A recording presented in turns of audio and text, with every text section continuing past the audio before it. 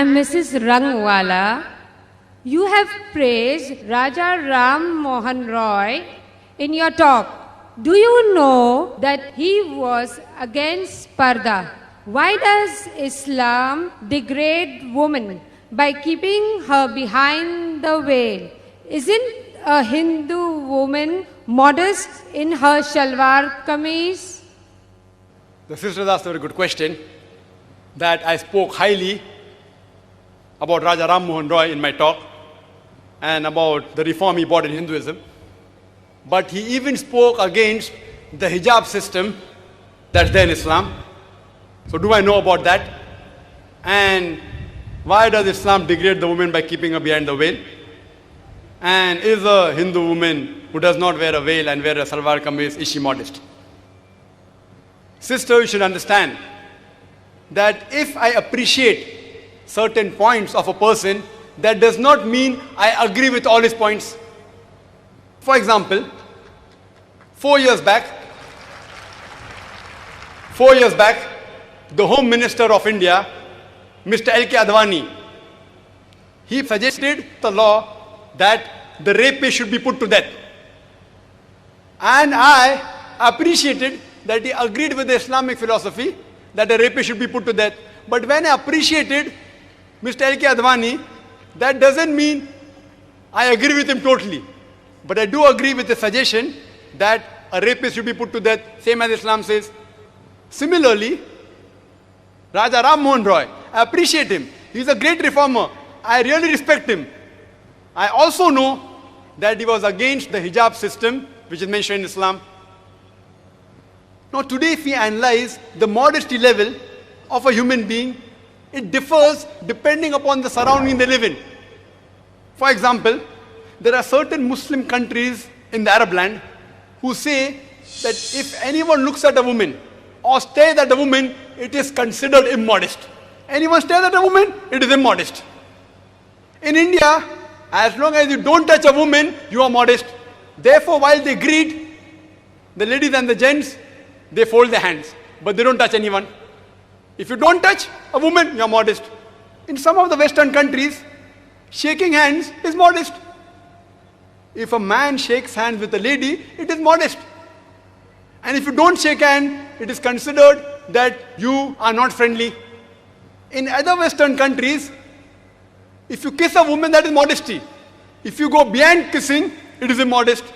Some Western countries, as long as the men and the lady, anything they do, as long as they do willingly, it is modest. So different people have different levels of modesty depending upon where they live. For example, in America, if a lady wears a mini skirt or shorts, she is considered modest. But the same girl, if she comes to India and she wears a mini skirts and shorts, we will say she is immodest. When I gave a talk in America, there was an American who told me, "Brother Zakir, do you know the Indian women are immodest?" I was shocked. I didn't agree with him. He said, "Of course, the Indian women, when they wear the sari, they expose their belly."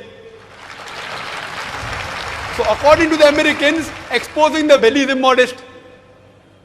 So depending upon different people, the level of modesty keeps on changing.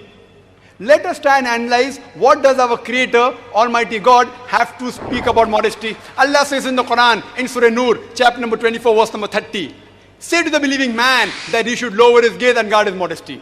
Allah first speaks about the modesty for the man and then of the woman. Whenever a man looks at a woman, any brazen thought comes in his mind, he should lower his gaze. There was a Muslim who was staring at a girl for a long time. I told, "Brother, what are you doing? It is haram to stare at a woman." He told me, "Our beloved Prophet said, the first glance is allowed, the second is prohibited. I have not yet completed half my glance." What did the Prophet mean when he said the first glance is allowed, the second is prohibited? What he meant was, if you unintentionally look at a woman, do not intentionally look at her to feast on her beauty. That doesn't mean you can look at a woman for 10 minutes without blinking and saying, "I have not completed my glance." The next verse speaks about the hijab for the woman. Allah says in Surah Nur, chapter number 24, verse number 31, "Say to the believing woman that she should lower her gaze and guard her modesty, and display not her beauty except what appears ordinary of, and draw her veil, a head covering over the bosom, except in front of her father, her husband, her sons, and the big list of mahrams who she cannot marry is given. And the criteria for hijab is given in the Quran, the Sahih Hadith. There are basically 6 criteria. The first is the extent. That is, the extent for the man is from the navel to the knee. For the woman, the complete body should be covered. The only part that can be seen is the face and the hands up to the wrist. The remaining 5 criteria are the same for the man and the woman. The second criteria is the clothes they wear, it should not be transparent so that you could see through. The third is it should not be tight fitting so that it reveals the figure. Fourth, it should not be so glamorous so that it attacks the opposite sex. Fifth, it should not resemble that of the opposite sex. And sixth, it should not be clothes which are signs of the unbelievers. And the reason for hijab is given in Surah Ahzab chapter 33 verse 59, in which Allah says, O Prophet, tell to your wives and your daughters and the believing women that whenever they go abroad, they should put on a cloak so that they shall be recognized and it will prevent them from being molested. Suppose there are 2 twin sisters who are very beautiful, who are equally beautiful, and if they are walking down the streets of Bombay, down the streets of Pedaro, and one of the twin sisters, she is wearing the western clothes, a mini skirts and short. And the other twin sister, she is wearing the Islamic hijab, complete body covered, except the face and the hands up to the wrist. And if they are walking down the streets of Pedder Road, and if round the corner there's a hooligan, there's a ruffian who's waiting for a catch, who's going to tease a girl, I'm asking you a question, which girl will he tease? Will he tease the girl wearing the miniskirts or short, or will he tease the girl wearing the Islamic hijab? But naturally, he will tease the girl wearing the western clothes. Let's analyze what do the Hindu scriptures have to speak about modesty.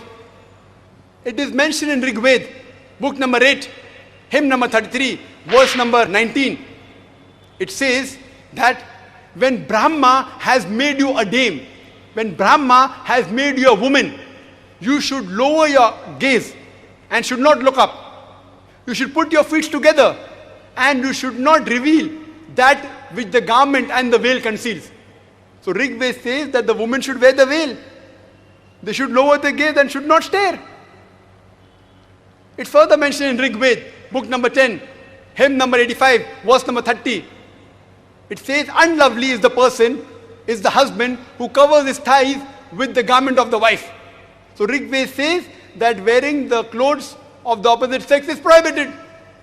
It's further mentioned in Mahavir Charit, Act 2, page number 71, that Rama says, when Parusharam comes, Rama tells his wife Sita that he is our elder. Please lower your gaze and put on the veil. Rama tells his wife Sita, put on the veil and lower your gaze. If you read historical books, the books talking about the coin age of the age of Gupta and post-Gupta age, there are coins which have women wearing veil, Indian women, up, and the veil goes up to the shoulders. Some go up to the arms. Many Indian women, if you go to the villages, they wear the veil. They cover the head. Some of the women even cover their face. So if we analyze, even the Hindu scriptures say that the woman should wear the veil, that the woman should lower the gaze. It's a pity that Raja Ram Mohan Roy, he might not have read these verses.